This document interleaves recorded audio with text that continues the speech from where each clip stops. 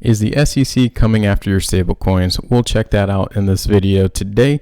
And if you're interested in this kind of information, please like and subscribe for more videos like this. So this article, U.S. Treasury eyes probe of stablecoins as financial risk. The U.S. Department of Treasury is looking into both the risk and benefits of stablecoins.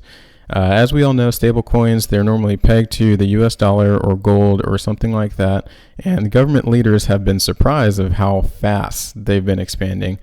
It's exceeded $2 trillion as of April, and the stablecoin market cap in general has reached $125 billion. So U.S. regulators have been working to understand them, but, as we all know, anything in the government system is a little bit slower. So the Treasury Secretary Janet Yellen said that the government didn't have a lot of time to set up regulatory framework for stablecoins, just with how fast this cryptocurrency industry has been moving in general. It's been really quick over the past, 3 years in particular. And in government speak, 3 years, that's quick. So Treasury officials met this week to discuss the ways of the stable coins and how to regulate them and how they should be backed, structured, and just that regulatory framework. So, and more importantly, the Treasury Department is looking to see whether stablecoins pose a risk for economic stability. And that is the big thing. So they need to get together, talk and discuss and see the good and the bad. And one of the highlights to this, the department has worked with other agencies to roll out an examination by the Financial Stability Oversight Council. And we'll look into this one. This was big way after the 2008 financial crisis. This Financial Stability Oversight Group was actually created, and it was to start mitigating risk. And these guys are going to look into stablecoins to see if there needs to be much stricter regulation so that stablecoins don't cause another financial crash in the future. But like I said, we'll check that out here in a second.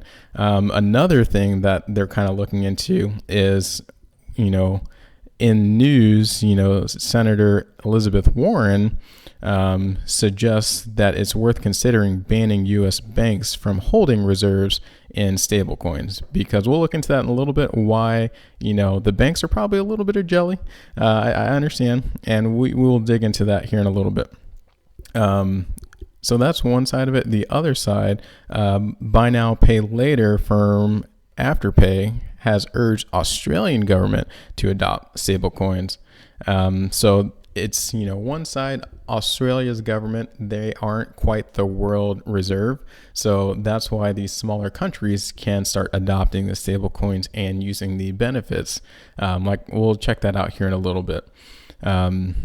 But who are the Financial Stability Oversight Council and what do they do? So this is the council that is going to look into stablecoins, and they're trying to do it as soon as possible.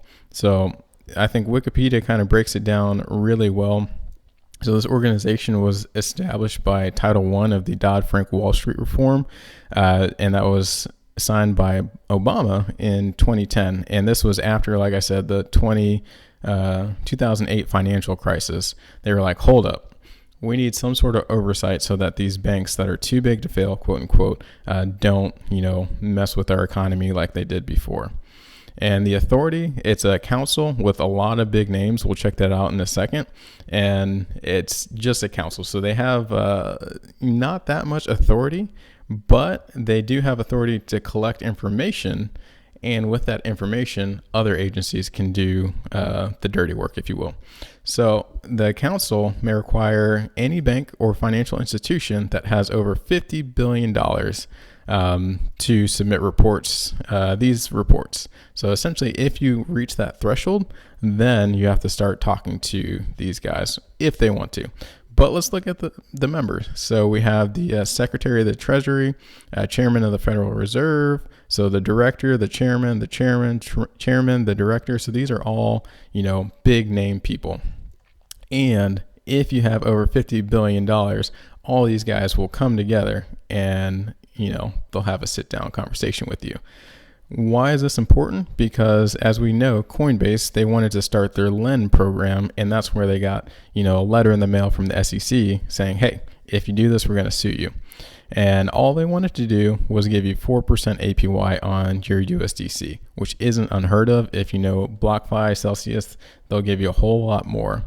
So why is this important, that $50 billion mark? Because as of not 2020, but as of this year, Coinbase now has over that threshold, that $50 billion threshold of assets under management. So now they have to start talking to the Financial Stability Oversight Council. And these guys can be all in Coinbase's chili. It's not as big a factor for the smaller institutions like BlockFi. They don't quite have as much assets under management yet, $15 billion. And other ones like Celsius, still not quite there with $20 billion, but they are definitely getting closer.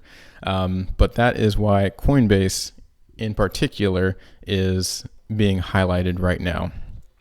And the other factor to this is why the banks are a little bit jealous that, these smaller institutions, by comparison to the large U.S. banks, are able to do this, because the banks, they have to follow the interest rate policy set by the Federal Reserve. So essentially, banks, they're able to set whatever interest rate they want to, but they have to think about their competitors in mind. And essentially, they're working off of the rate that the U.S. Fed sets. And that's to influence monetary policy. So that is essentially why the U.S. Federal Reserve influences interest rates by setting certain rates stipulated by the reserve requirements. And we can check out the rates by the Fed over time. So back in the 80s, if you had a savings account, you could make a lot of money. 8-10% wasn't unheard of. But now, even a couple years ago, you could have those quote unquote high yield savings accounts, and they give you about 3% APY, which was huge back then.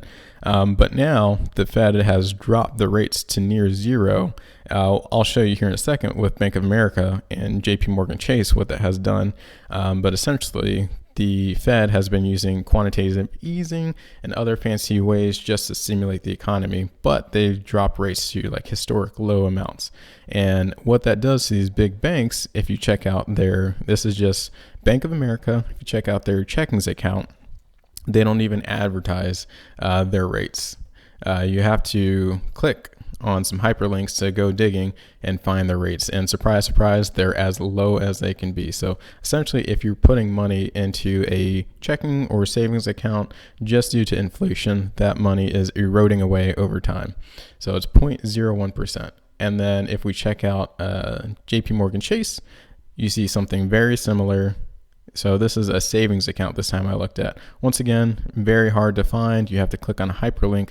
They don't just advertise their rates. And if we click on that hyperlink, then once again, the checking and savings account, 0.01%. So essentially, once again, your money's just eroding away. Whereas these smaller institutions like BlockFi, they're able to give us huge amounts of yield. If we check out USDC or GUSD, PAX, we're getting 8% back, 8% back. In USDT, 8% back. So this is essentially an equivalent to having a savings account, just like this JP Chase savings account, but it's in a stable coin and it's in cryptocurrency essentially. So instead of getting our 0.01% back, we're able to get 8% back. And a lot of banks aren't happy with that, because that means money is leaving their institutions, the Bank of America, the JP Chases, and they're going over to the BlockFi, the Coinbase in particular, and all of those other institutions. So that is why Coinbase received their cease and desist, essentially. Just slow your roll with this lend feature. One, because the banks are probably jealous. And then two, because the U.S. Federal Reserve and Treasury Department, they want to, sneak a peek, take an eye, look into all of this stuff before it gets out of control. And that is hopefully what they're trying to do. But the government regulation is just so slow, where it's a fine line of, if they are too slow, all of these institutions, they're just going to leave the U.S. and go to other countries. And once again, that would put the U.S. behind. So stablecoins in general, this is just something that we will have to keep an eye on, and I will definitely let you know with further updates whether we should keep an eye out for stablecoins, move them back in traditional bank accounts, keep them into our BlockFi or Coinbase accounts. Just stay tuned and I will let you know. If you have any questions about this stuff, let me know in the comment section below, and I will see you on the next one.